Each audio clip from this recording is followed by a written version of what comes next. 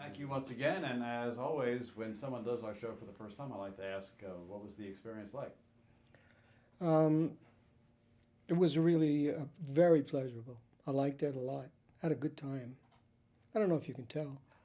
This kind of songwriting, which tells stories, has characters, has conforms to certain structures or disregards those particular structures, that came out of the 60s. Really, the singer-songwriter phenomenon, for the short length of time that it was a phenomenon, was in the 60s into the 70s. And then, as music changed and it became more about disco and beat, and then turned into punk, and then turned into other variants, new age. Well, that wasn't really mainstream, but punk into boy bands, into the reconfiguration of pop music. Singer-songwriter became less relevant. Actually, is really what I think, is that people stopped listening to it. The form of it, the sound of it, it just didn't sound like of the moment, and so it went away. But I'm still writing out of that form. I break the form a lot, and I use sounds that are not from the sounds of the 60s. I'm using sounds from everywhere. But that's what I mean. The form of this kind of writing that has a content, that has, a story, that's more 20th century than it is 21st century at the moment. It could come back. Probably will come back. Music does run in cycles. And there's a good reason for it. Once you use up a cycle, it takes a while before the creator realizes, I've done this. I used it up. And so it goes away. Like if you take electronic dance music, which I happen to like, it's hard to write a song over electronic dance music because the beat is so heavy.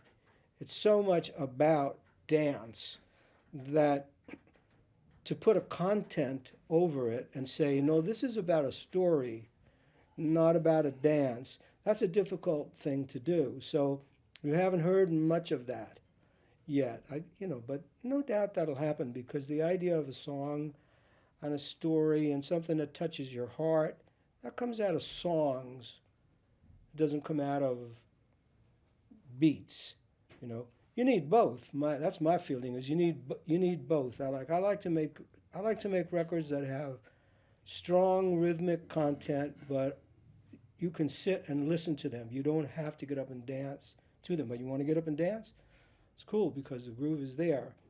Well, I think your openness and interest in exploring different polyrhythms, if you will, since the 70s has a lot to do with defining your legacy today.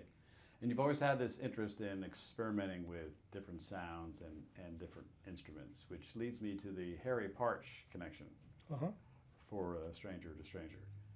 Tell us a little bit about that. Well, Harry Partsch was a composer who was born in the early 20th century, and he died in the 70s. And what Harry Partsch said was, I don't hear music as being divided in 12 notes to an octave. I hear 43 distinct tones to an octave. He was hearing what we would call microtonal music. So in order to write the music of his imagination, he had to invent instruments that could play 43 tones to an octave, and he did.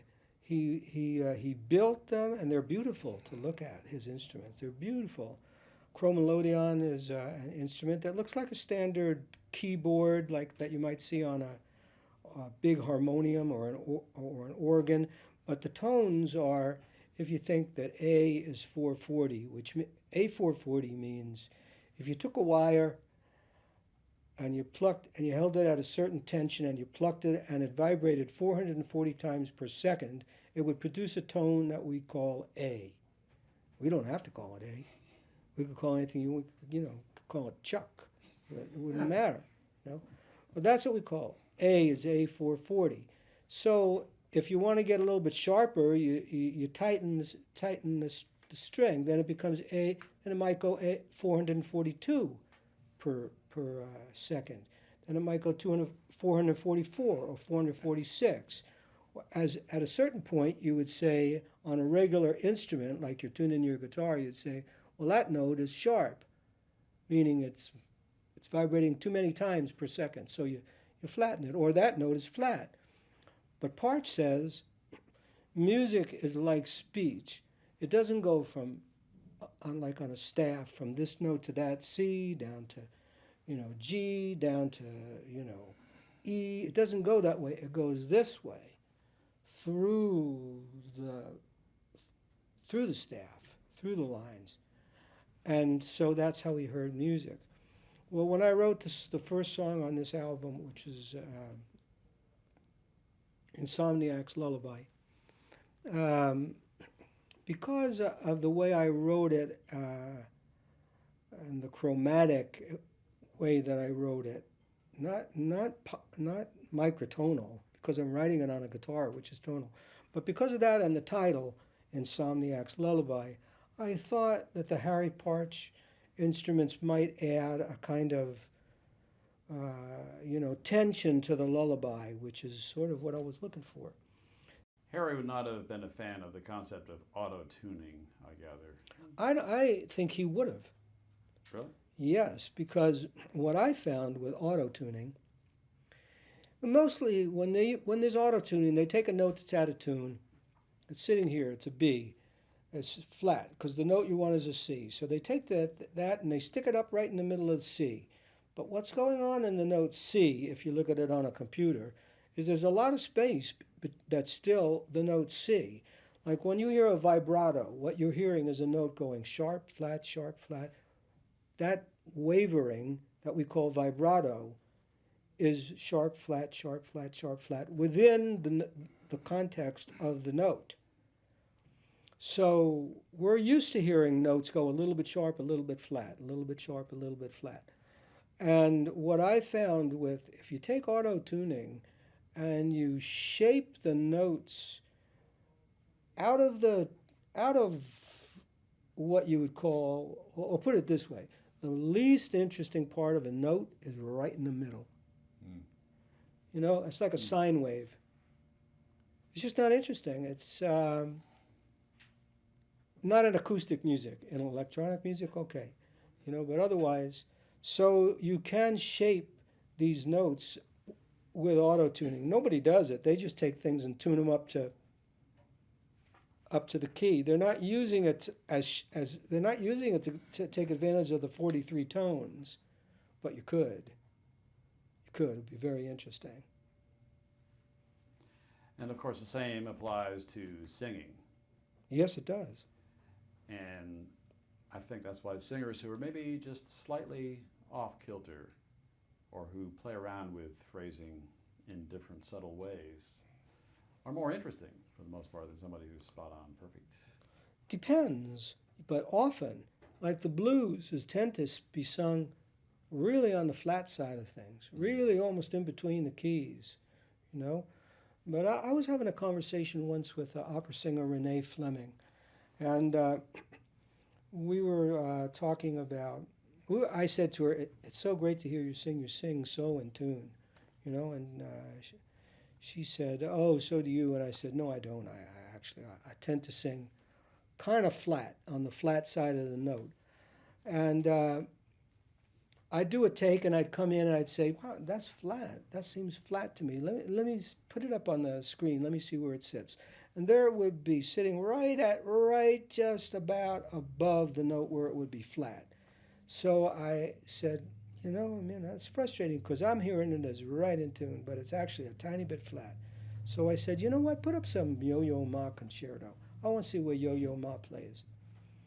And in this particular piece, he was playing right at the same place I was. He was playing right above the line of flat, in the note, but right above the line. And Renee said, that's interesting. He must have wanted to have a darker tone to do that. She said, sometimes when I'll approach a phrase, I'll come at it sharp and come down. And I said, well, I mean, that's amazing that you can even hear that something is slightly sharp. I mean, I can't. I'm singing what I think is in tune. I'm not saying, oh, I'm not going to sing A440. I'm going to sing A438. I can't hear that way. But she can, you know, and opera singers can. And so can the singers who sing Partsch music. So I think Partsch, he probably would have been fascinated with the ability to electronically move notes just digitally by the slightest of of a tone in exactly the way that he thought.